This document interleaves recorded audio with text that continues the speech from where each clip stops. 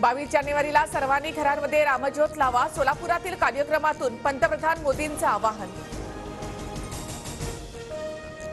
भाजलेली भाकरीच ते लोक आता खात आहेत. राम मंदिरावरून उद्धव ठाकरे यांचा हल्लाबोल.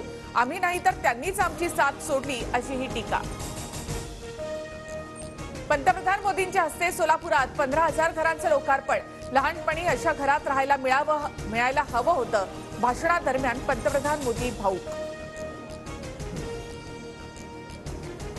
मोदींनी लोकांना रोटी, कपडा आणि आता मकानही दिलं. हीच मोदींची गॅरंटी. देशात पुन्हा मोदी सरकारच येणार.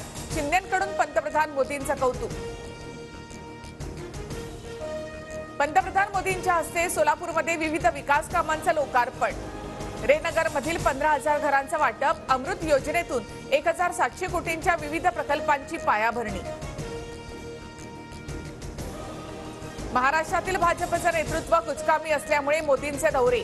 ठाकरे गटाच्या अंबादास दानवे यांची टीका.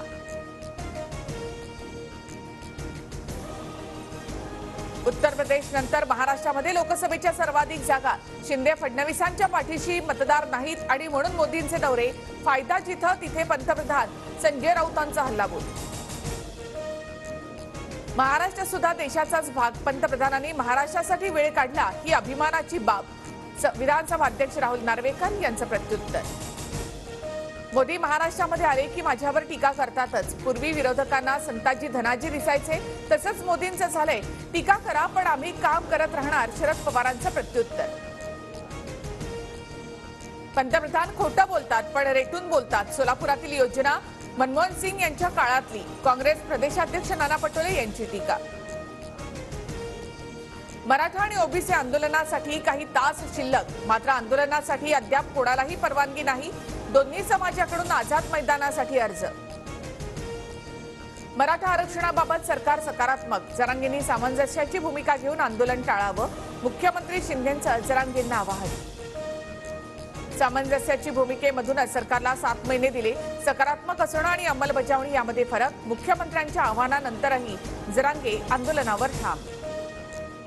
विरोधकांना दुसरा काही कामधंदा राहिला नाही. माशासारखे तडफडत आहेत. आदित्य ठाकरेंच्या वातावरण गरम करण्याच्या टीकेनंतर मुख्यमंत्री शिंदेंचा पलटवार. ठाकरे गटाच्या राजन साळवींना पुन्हा एसीबीची नोटीस. सोमवारी रत्नागिरीमधील कार्यालयात हजर राहण्याचा नोटिशीमध्ये उल्लेख. काल साळवींच्या घरी एसीबीच्या पथकाकडून 10 तास झाडाझडती. गुन्हा दाखल केला आहे. मला केव्हाही ते अटक करू शकतात. वरिष्ठांच्या आदेशानंतर पुढील कारवाई होईल. एसीबीनं सांगितलं. राजन साळवींची माहिती.